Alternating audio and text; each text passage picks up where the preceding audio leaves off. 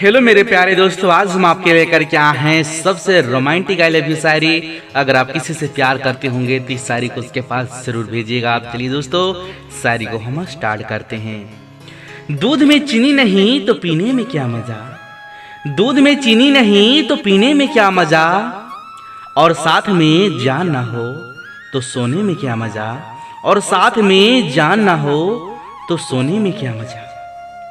जो मजा गुलाब में है वो मजा चमेली में कहाँ, जो मजा गुलाब में है वो मजा चमेली में कहाँ, और जो मजा अपनी जान में है, और जो मजा अपनी जान में है वो मजा उसकी सहेली में कहाँ, वो मजा उसकी सहेली में कहाँ।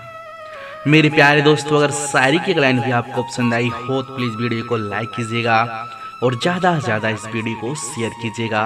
धन्यवाद मेरे प्यारे दोस्तों।